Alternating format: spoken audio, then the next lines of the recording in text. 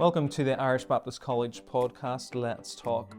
We're back with a new series entitled Help Me Teach, and the hope is that each episode will enable, equip and encourage you to teach the glorious truth of Scripture. So whether you're a pastor, a Sunday school teacher, home group leader, or whatever other role you might fulfill in your local church, we hope that we can help you to teach and to teach well. And to help us with that today, is our historical theology tutor and postgraduate director, Dr. David Luke. So it's good to see you, David. Good to be here, yeah.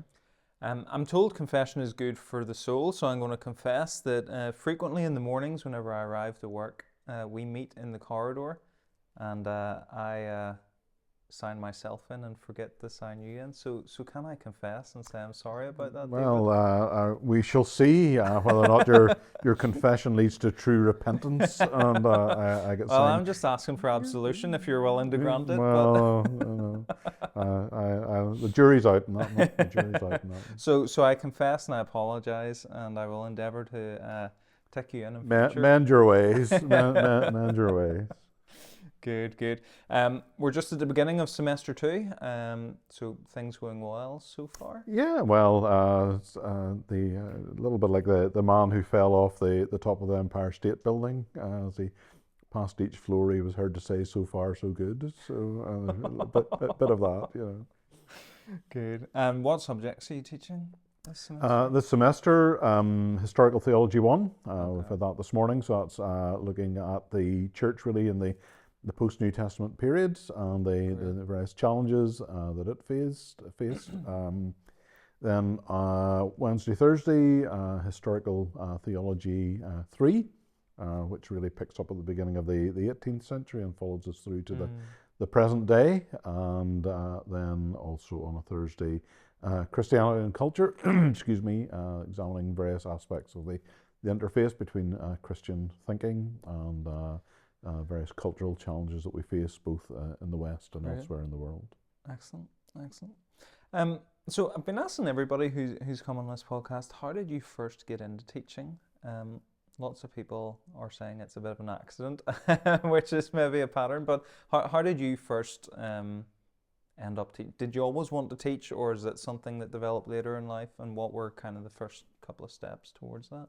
Really, I started because I was asked. So that's that us done. That's really the answer. So yeah, after I graduated from college, I was asked to help. I think the first thing I was asked to help teach was Baptist history. Okay.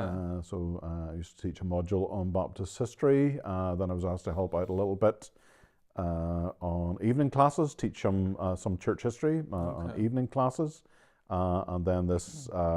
Gradually, I suppose my portfolio widened out a bit more. So teaching church history, teaching historical theology, teaching apologetics. So gradually, I say, and systematic theology became a kind of a regular feature. So yeah, so gradually the portfolio widened. So.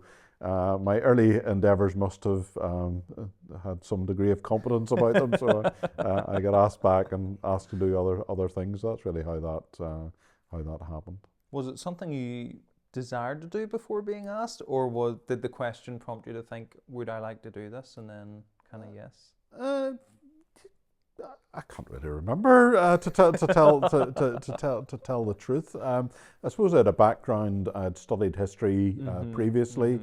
And worked as an historical researcher, so that kind of history was kind of part of my background, and I suppose it was a natural step then to begin to teach a little bit more, say, on some of the historical topics, and say that then led into a couple of other areas of interest. Excellent. So given that experience, some people might think we're here to talk about help me teach church history or historical theology, and we're not. We're going to ask you to help us teach Christian thought. Can we start with a definition? Whenever we think about Christian thought, what are we saying when we're talking about Christian thought? Yeah, Christian thought really is, I suppose it has its roots in historical theology, in the sense that at the close of the New Testament era, we have the end of the line of the apostles, but we don't really have all the questions answered that are going to crop up over the course of history. And really, theology tends to develop as new questions arise, and we develop responses to that. So Christian thought really has its roots in beginning to uncover how some of those issues arose. So, for example, in the early church, one of the big issues that they wrestled with was that they confessed that Jesus was God and man, but the question was, well, how exactly can you be God and man? How does that work? And there were lots of efforts really to try to unpack that and to understand that. There wasn't a kind of a pre-written kind of way of understanding all of that. So historical theology helps us to unpack some of that, how those different issues developed, the context in which they developed, why they developed at that particular time. Maybe not quite, no one had ever thought of this before, but certainly at various points in the history of the church, these things become more pronounced. So, for example, again, in the period of the Reformation, there's quite a bit of discussion about the way of salvation. Again, it's not that nobody ever thought about that before, but it becomes a particular matter of discussion at that time. But then alongside that, really, then I think other questions arise in the realm of the application of theology. So then we begin to think perhaps about the area of ethics.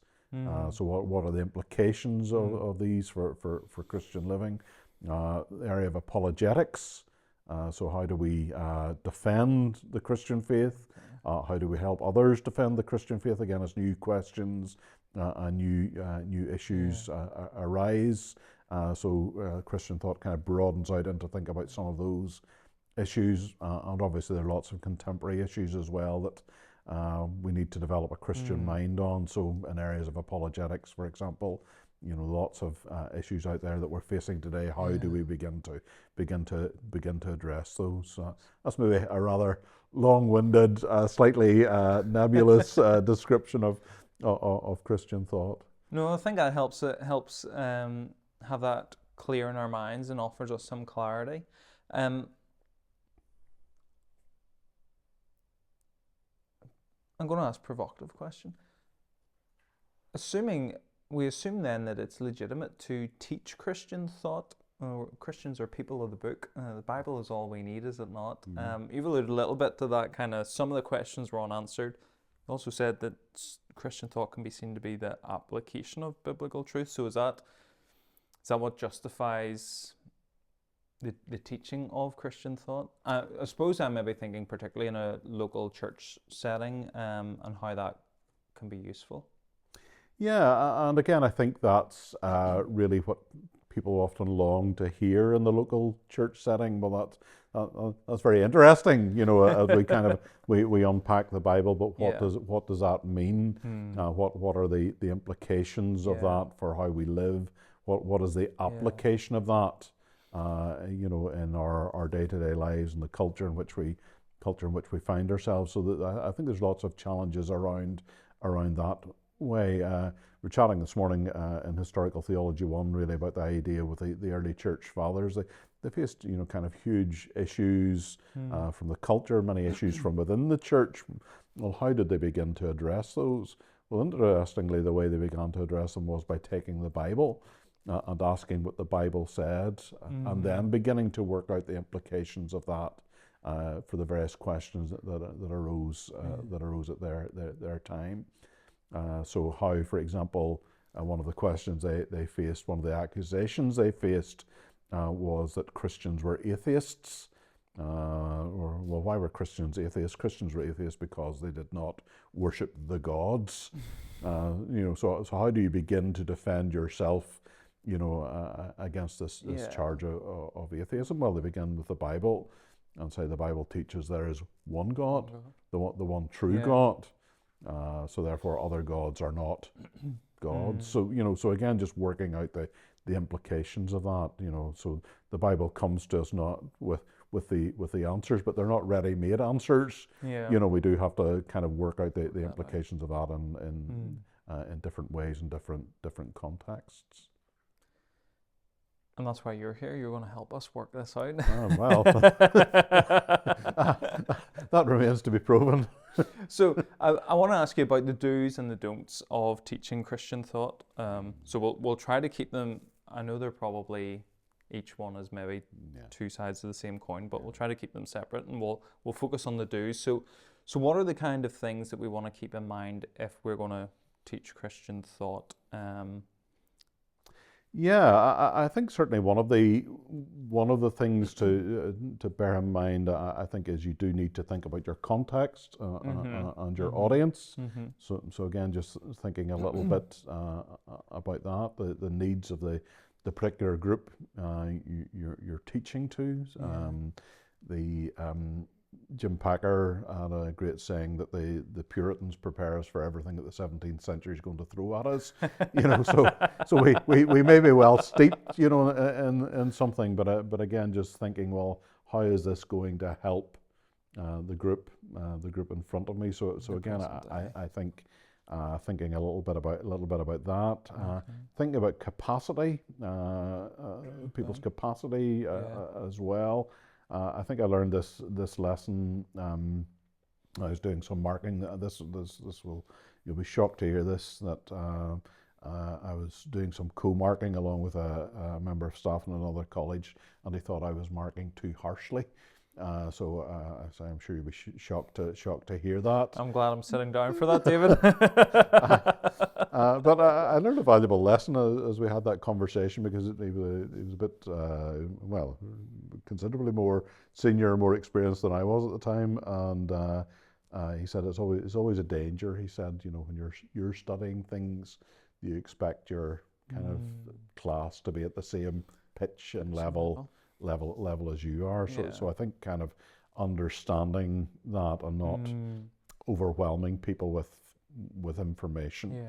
And again, recognizing that maybe the needs of somebody, people who are studying maybe part-time in an evening class, that's going to be rather different, from somebody who's in the preparation for ministry course maybe, and living with these things all the time. So again, just thinking a little bit about that. I think not overwhelming people with detail, I think, is something, again, that I've learned over the years, that you want to help people steer their way through a subject. And that is not always helped if you get bogged down in detail. So again, just part of that, what's relevant here and what's irrelevant, and it's a kind of I suppose apply to myself a little bit.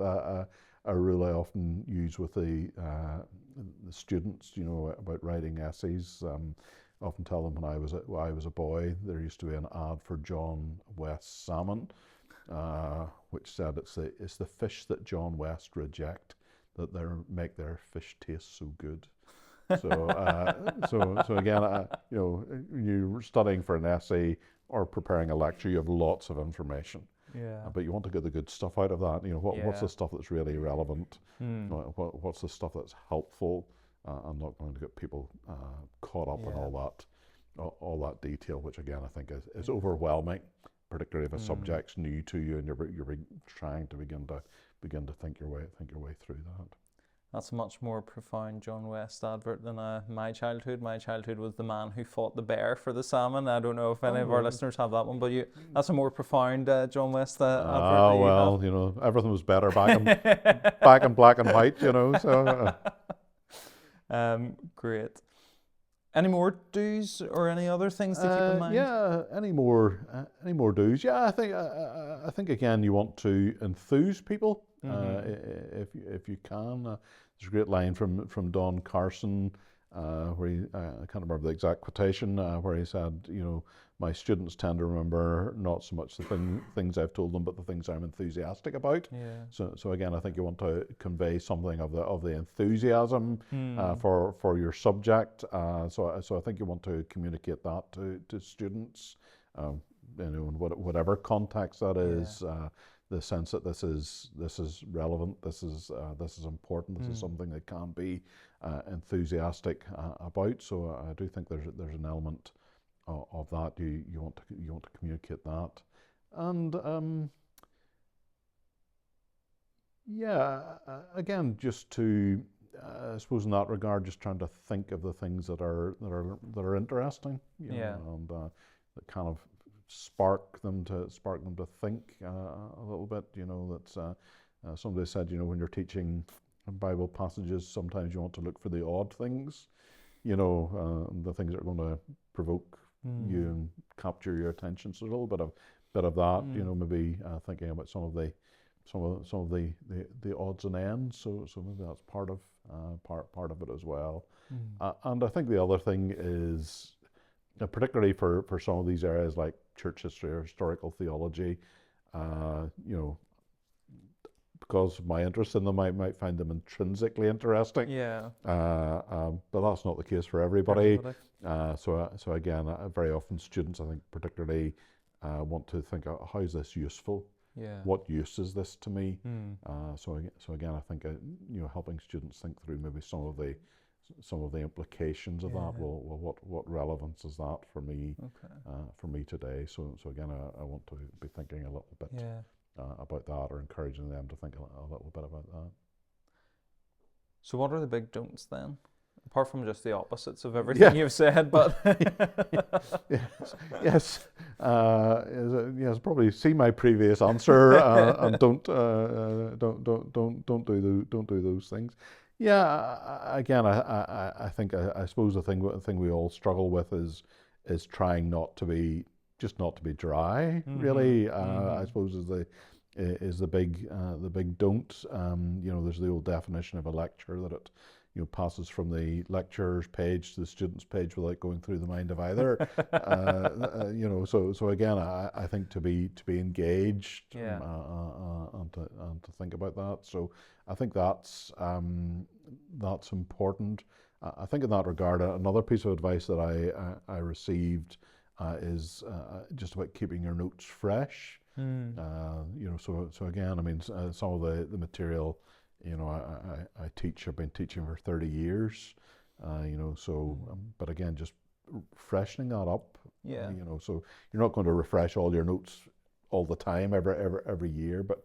I mean, nothing new happens in historical theology. Well, so again, I think just from time to time, taking saying, well, I haven't looked at that for a while, so I'll look at that and freshen it up a bit. And so I think so I think don't kind of get into a rut. Use the old line. The only difference between a rut and a grave is the depth. So I think you want to avoid getting stuck in a rut. And I say then that I think that communicates itself to students. If you're not particularly interested, well then they're not going to be particularly interested. And I think again, I suppose it straddles the do and don't kind of line again, just about trying to help students see the relevance. So it's somebody said a bad way to end a sermon is if you have no application, and say, and may the Lord bless us to us all kind of thing. So I think there's a little bit of that. Don't kind of leave students, if you can, somewhere in the ether, but help them to see the relevance of some of these things for today, which maybe aren't immediately obvious. You've been talking a little bit there about that teaching, and I think you've been grounding it in your own experience of lecturing here at the college. We do have evening classes for kind of lay people to make use of, and I know, for example, in the States, lots of churches have Sunday school classes for adults, and where they get to teach this kind of stuff. That's maybe not so familiar in our local churches.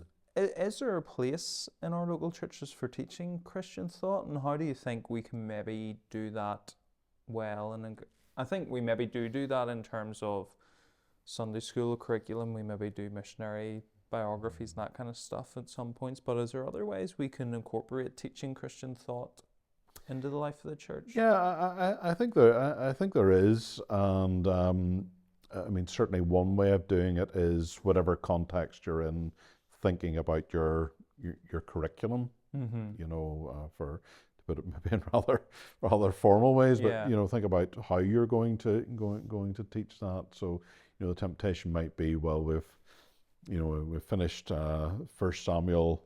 You know, let's start at 2 Samuel verse 1. You know that's the continual diet. But I think, you know, taking opportunities to step outside of kind of our regular kind of systematic Bible teaching, maybe to do things that maybe are more topical. Yeah. You know, to help people think through some of these issues that we may not necessarily always always cover in our regular kind of expository ministry.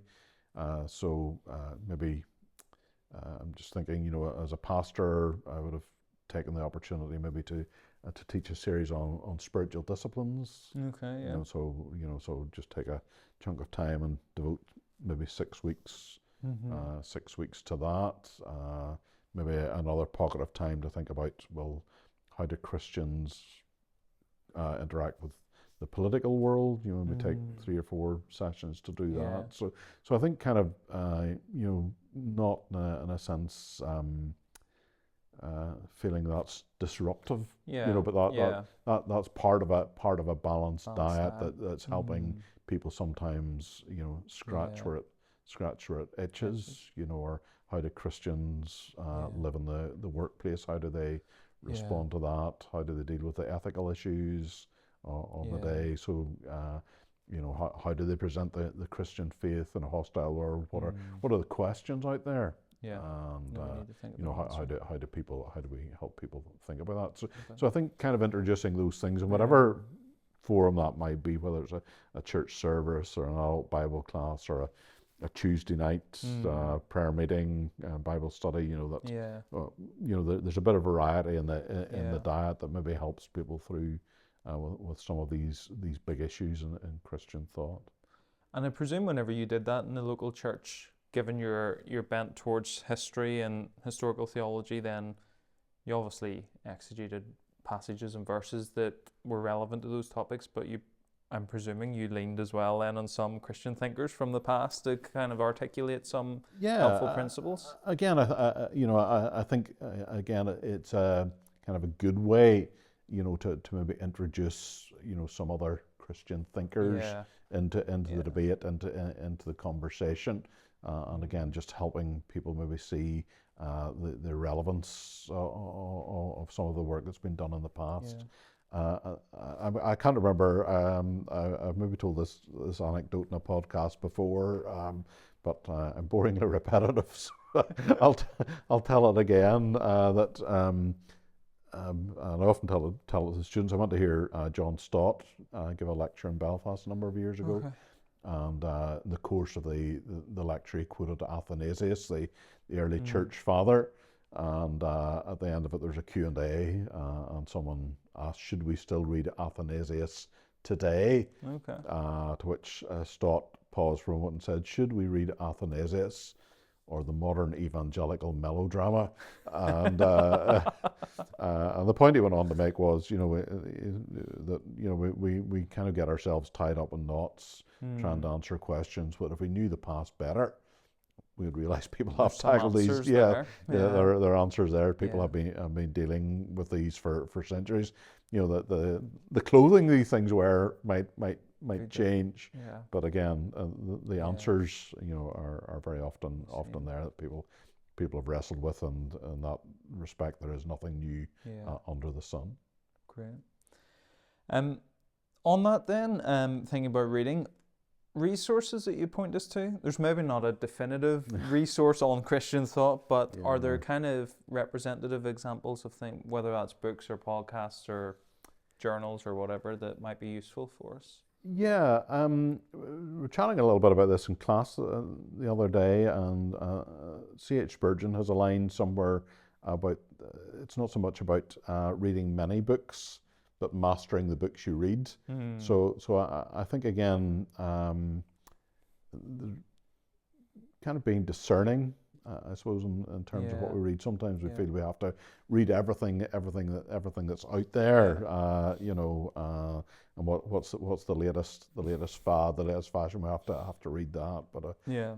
someday I said, there's nobody still reading The Shack. Yeah, and yet, there was a time when everybody had to read Had to read that, and there are things like that. So I think just being discerning,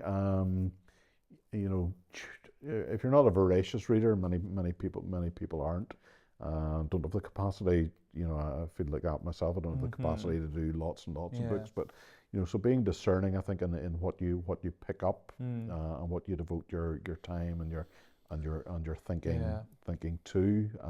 I think there are good resources in different areas. If you're interested in historical theology, if you want to kind of get a feel for that, I think Alistair McGrath's book, Christian Theology, which is now its fifth, sixth edition or something, is a very good introduction to the whole gamut of historical theology. So I think that's very helpful. Nick Needham's 2,000 Years of Christ's Power. Yeah. Again, if you church history, again, very good, solid overview of church history that's very readable. For sheer readability, again, I think Tim Keller's book, The Reason for God, is a very useful introduction to the whole area of apologetics, particularly as he deals with questions that people are asking today. So again, I think that's a very readable introduction if you want to get into the whole area of thinking a little bit about apologetics, and then your reading can expand from there. This one's going to be a little bit left field. Might be for some people to think about. There's a guy called John Gray. Who is he's an atheist, and I'd have to say he's my favorite atheist. But a few years back, he wrote a book called 7 Types of Atheism. And actually spends most of the book actually dismantling the 7 types of atheism and exposing them, as well as any kind of Christian apologist would ever do. And I'm not quite sure where he lands at the end. I think I like him because he's always very honest. But it's a very useful insight into the way that atheism has developed in different types, different forms, and got people to think a little bit about that. So I think that's interesting. A couple of book by a guy called Joshua Chotraw, I think his name is, on cultural apologetics, which is very interesting. I think again, just helping us to think about the kinds of questions people are asking today, how we might address them, how we might point to the holes in their worldview, and help them to work those things through. So those would just be a few kind of places that we might look in the kind of broader, under the broader remit of Christian thought. Well, plenty of options there for people to pursue. Earlier on, I think you'd mentioned you've been teaching for 30 years. Is that right? 30 years, 3 decades of teaching. I know I look far too young to have been doing that. You must have started when you were about 10. Well, I can't possibly comment, but by keeping my youthful good looks. So you must enjoy it if you've been doing it for that length of time. What would you say is your favorite thing about teaching? Or one of your favorite things, if you can pick the favorite thing? I suppose, like a lot of people, the research is always fascinating. Kind of that stage between reading and getting something onto paper, I think is always fascinating. And again, with any study, you inevitably learn more than you can communicate in a lecture. So I like that. Engagement with the students, particularly kind of the energy of the question, is always interesting. It's a little bit like preaching, and afterwards you go to the door and people say, I was really struck by, and you think, that really wasn't what I was emphasizing at all. So you've had that experience as well then?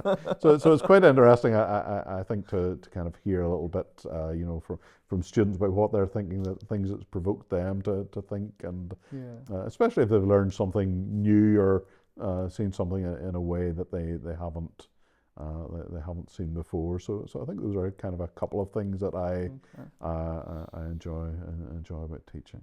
Great, excellent. Well, David, thank you so much for your time. We've covered a lot of ground there. I have a sneaking suspicion we might be back to delve deeper into one or two aspects of different things that you've said there, but that's been really helpful. Grateful for your time. Not at all. Offering those prompts and suggestions and guidance as well. Thank you, listeners, for your time. I hope that this episode has inspired you. And our prayer is that through these episodes in this season of the podcast, that each of us might let the word of Christ dwell in us richly, teaching and admonishing one another in all wisdom, singing psalms and hymns and spiritual songs with thankfulness in our hearts to God.